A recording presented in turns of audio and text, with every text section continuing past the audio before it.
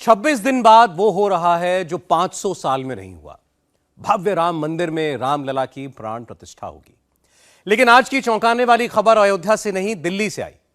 जिन नेताओं के नाम में सीता राम दोनों है, उन्होंने अयोध्या जाने से ही इनकार कर दिया। सोनिया गांधी को, मल्लिकार्जुन खड़गे को 22 जनवरी को अयोध्या जाना है या वो नहीं जाएंगे, ये कांग्रेस अभी तक तय ही नहीं कर पाई। कांग्रेस का एक मजबूत धड़ा यह सोचता है कि अगर सोनिया गांधी राम मंदिर के इनविटेशन पर जाती हैं, अगर खड़गे चले जाते हैं, तो फिर मुस्लिम वोट का क्या होगा? वो तो पीछे छूट जाएगा और 24 में मुस्लिम वोट पाने का सपना भी टूट जाएगा। इस धड़े का तर्क बिल्कुल सिंपल है। हाल के विधानसभा चुनाव में हिंदू वोट बीजेपी का बढ़ा और मुस्लिम वोट कांग्रेस पार्टी का बढ़ा। मतलब राम मंदिर का न्योता तो कांग्रेस पार्टी को मिल गया, लेकिन रामलला के दर्शन करने चले गए तो मुस्लिम वोट का नुकसान हो सकता है। वोट के इसी कैलकुलेशन की वजह से सनातन धर्म का मजाक बार बार उड़ाया जाता रहा, हेडलाइन बनती रही। लेकिन नरेंद्र मोदी ने कैसे वक्त बदल डाला, हेडलाइंस बदल दी। नरेंद्र मोदी ने कैसे मुगलों की छोड़ी हुई निशानी को हटाने का फैसला किया और फिर सनातन का झंडा बुलंद करने का फैसला किया। हिंदुओं के मन में क्या है और क्या जो हिंदू हित की बात करेगा अब हिंदुस्तान पर वही राज करेगा? समझते हैं इस रिपोर्ट से। राम मंदिर बनने में आजादी के बाद 76 साल क्यों लगे? नरेंद्र मोदी से पहले कोई प्रधानमंत्री मंदिर क्यों नहीं बना पाया? नामुमकिन को 500 साल बाद मोदी ने कैसे मुमकिन बनाया?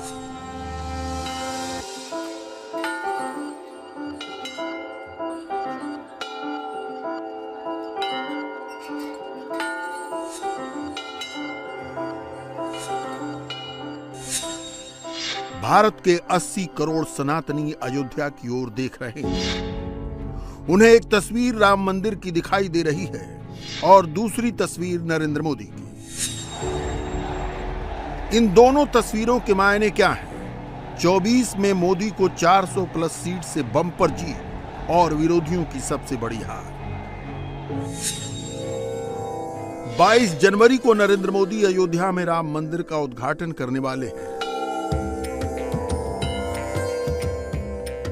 मोदी के हाथों मंदिर के उद्घाटन की पावन बेला जैसे जैसे करीब आ रही है, विरोधियों के दिल पर सांप लौट रहा है। उन्हें डर सता रहा है, उनकी नींद उड़ी हुई है।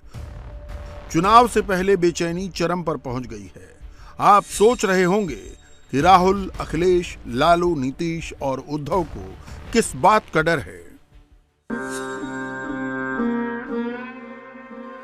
पहले अयोध्या की तस्वीरें देखिए, सब कुछ समझ में आ जाएगा। रामलला की प्राण प्रतिष्ठा से पहले ही अयोध्या में हिंदुओं का तांता लगा हुआ है।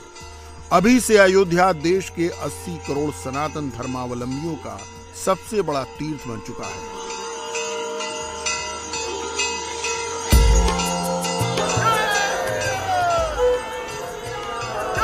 राम मंदिर के नाम पर उमड़ रही ये भीड़ 24 में मोदी का सबसे बड़ा वोट बैंक है।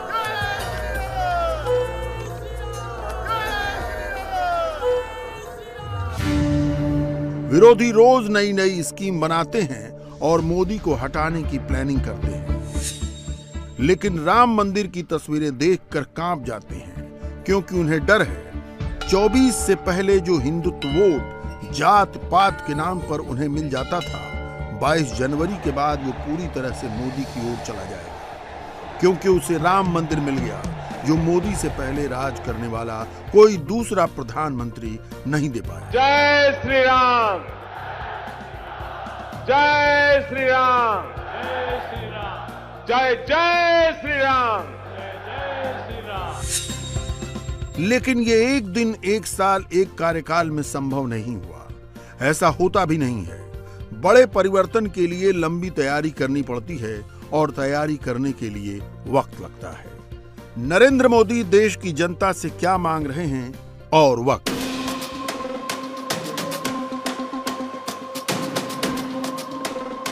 हिंदुस्तान के इतिहास में जिन शासकों ने बड़े बदलाव किए, उन्हें एक लंबा कालखंड मिला। देश को आजादी मिलने के बाद कांग्रेस को 1947 से लेकर 1977 तक का कालखंड मिला। इस दौरान कांग्रेस ने अपनी विचारधारा के हिसाब से देश को आगे बढ़ाया, लेकिन सनातन का गौरव वापस लौटाने का काम उनके एजेंडे में नहीं रहा। नरेंद्र मोदी पहली बार 2014 में प्रधानमंत्री बने और देश के विकास के साथ साथ हिंदुत्व का एजेंडा आगे आ गया। नरेंद्र मोदी देशवासियों से 33 साल मांग रहे हैं, 2014 से 2047 तक का टाइम। सत्ता का सुख भोगने के लिए नहीं, देश में आमूल चूल बदलाव के लिए। देश कांग्रेस को 30 साल दे सकता है तो नरेंद्र मोदी को 33 साल क्यों नहीं? आजादी के अमृत काल में देश गुलामी की मानसिकता से मुक्ति पाकर अपनी विरासत पर गर्व करते हुए आगे बढ़ रहा है। देश के विकास को गति देने के लिए अलग सहकारिता मंत्रालय बनाया गया। स्पेस सेक्टर के लिए इन स्पेस का निर्माण हो या फिर नौसेना के क्षेत्र में सागर इनिशिएटिव हो, भारत आज राष्ट्रीय और अंतर्राष्ट्रीय महत्व की कई संस्थाओं का निर्माता बन रहा है।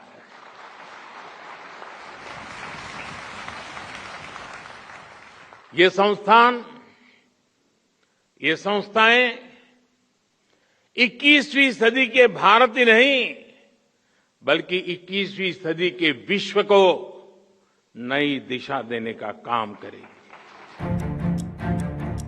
सनातन की जिन निशानियों को मिटाने का पाप आक्रांताओं ने किया था, कांग्रेस के दौर में जिन्हें नोटिस नहीं किया गया या यूं कहें इग्नोर कर दिया गया, 2014 के बाद दोबारा उनके उद्धार का भगीरथ प्रयास शुरू हुआ।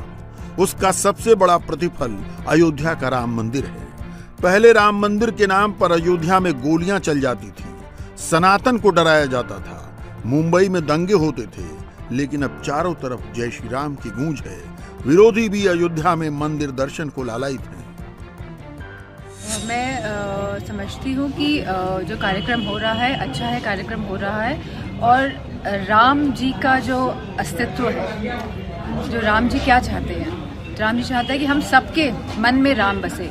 जो उनका चरित्र है, जो उनका स्वभाव है, उन स्वभाव को हमको अपनाना है, उसको ग्रहण करना है, लगातार उसी पथ पे चलना है जिस पथ पे राम जी चले थे, जो सच्चाई का पथ है, जो ईमानदारी का पथ है, जो सबको मिलकर चलने का पथ है। तो मेरा मानना है कि सभी देशवासियों को राम जी को ग्रहण करने का समय सही समय। दीवा जेवी आस ने दीवा जेवो तार। इस पर अब कहीं हिंदू मुसलमान नहीं हो रहा, पूरा भारत एक है। लेकिन यहां तक पहुंचने में मोदी को पूरे 5 साल लगे।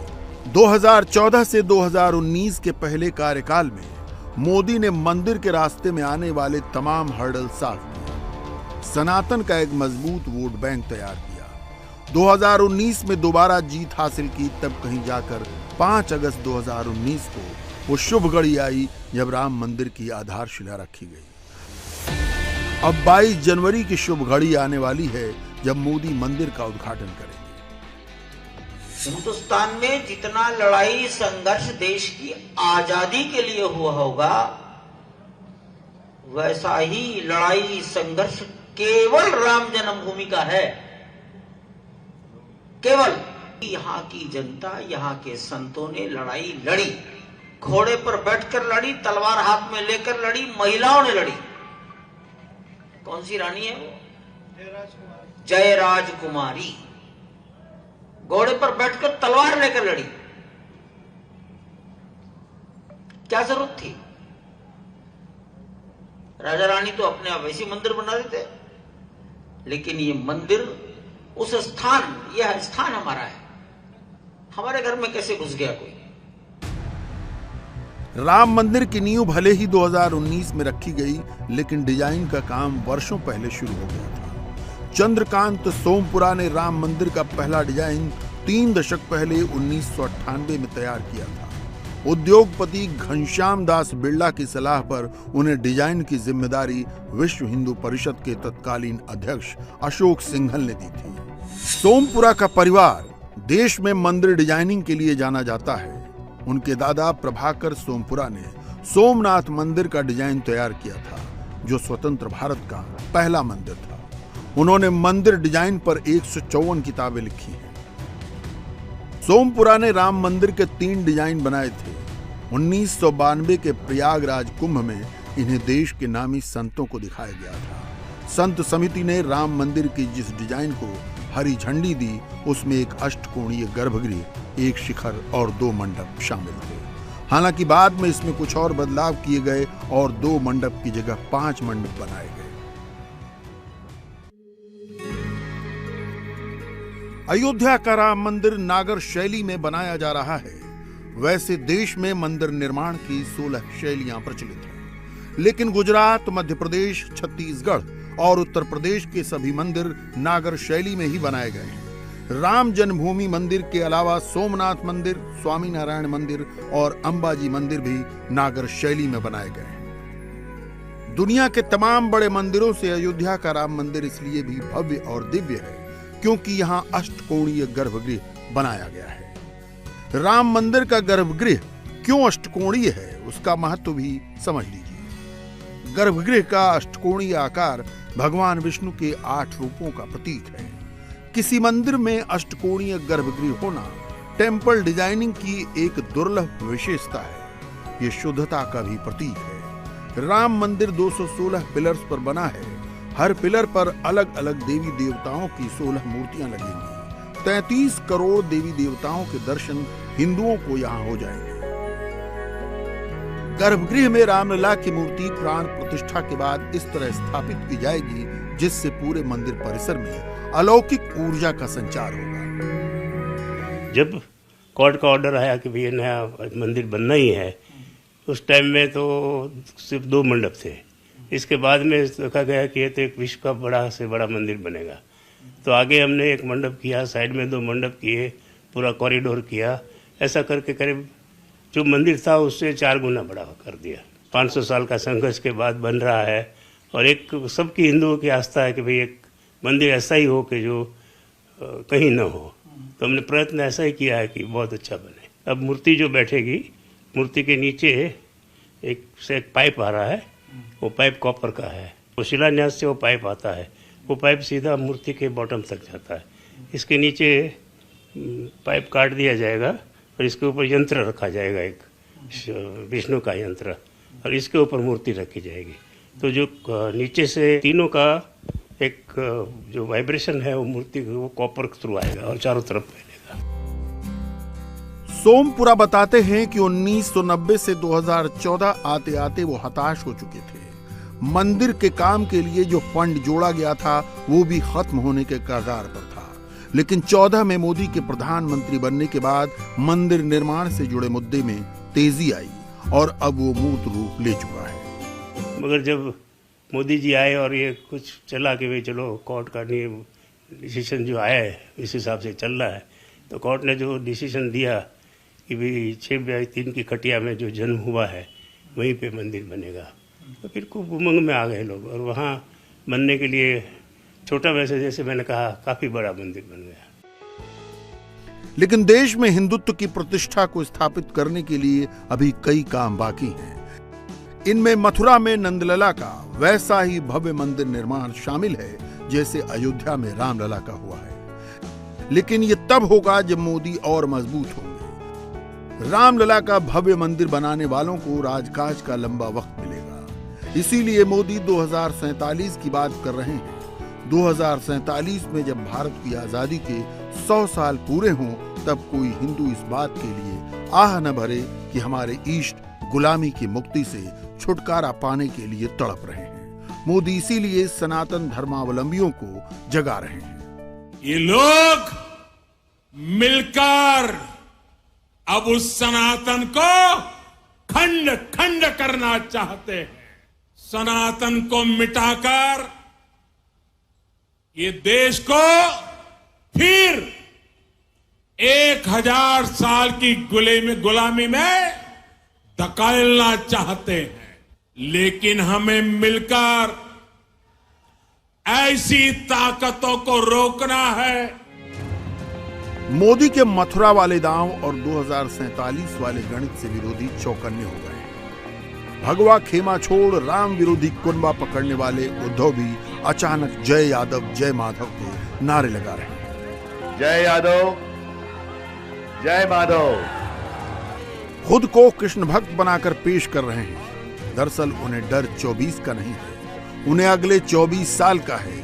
2047 तक कहीं विपक्ष में बैठना न पड़े इस बात का डर है। इंडिया अलायंस को इंटरनल सर्वे में पता चल चुका है 24 में कोई चांस नहीं है, लेकिन 29 में भी चांस मारने का मौका मोदी देना नहीं चाहते। इसलिए बीजेपी राम हमारे अब कृष्ण विराजे वाले एजेंडे पर काम शुरू कर चुके हैं। महीने पहले जहां चुनाव हुए, मध्य प्रदेश में हुए, राजस्थान, छत्तीसगढ़, ठीक है, जो भी परिणाम आए सबके सामने हैं।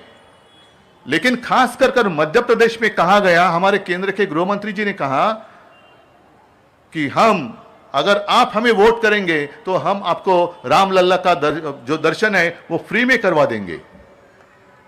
क्या रामलला आपकी प्रॉपर्टी है? हाँ, रामलला आपकी प्रॉपर्टी है? अरे कितने साल हो गए, सालों से चलते आ रहे हैं, जय श्री कृष्ण, जय श्री राम। आप तो अभी आए हो और आपको अभी ऐसे लगने लगा कि जय श्री राम या जय बजरंगबली की जय बोलेंगे तो सारे हिंदू हमारे साथ आ जाएंगे।